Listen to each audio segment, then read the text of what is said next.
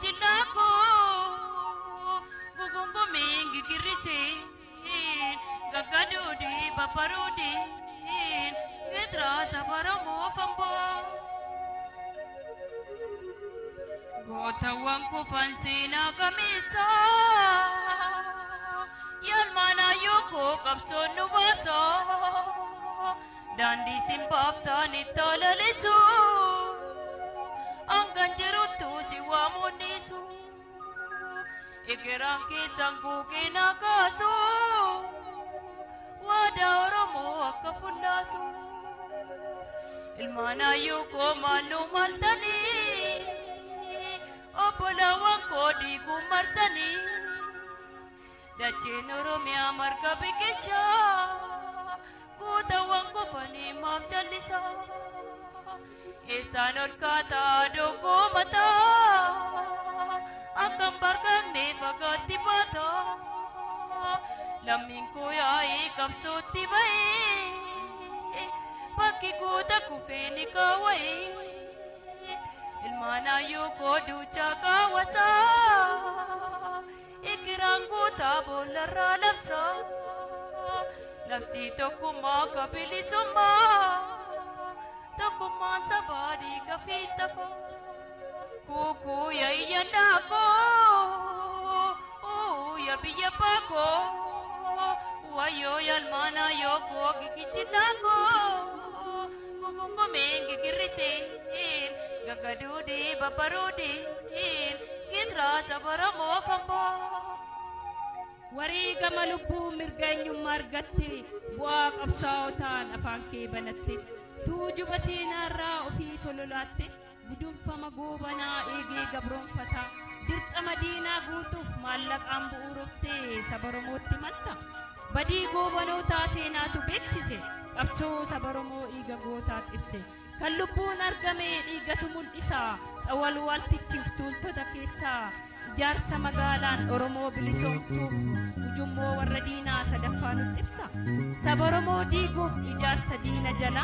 dantaa ofittummaaf qabsoo dirree dhiisee diimokiraasii fonkolaa jala saa maggala bilisummaan kamuu qabsoo malee hin jiru kan gameessitti darbee ijaarsi magaalaa saboromoon hiru maal habakattee yaa walaqattee abdii kutadhu toftaan kee hundi sitti baramte abdii kutadhu toftaan kee hundi sitti baramte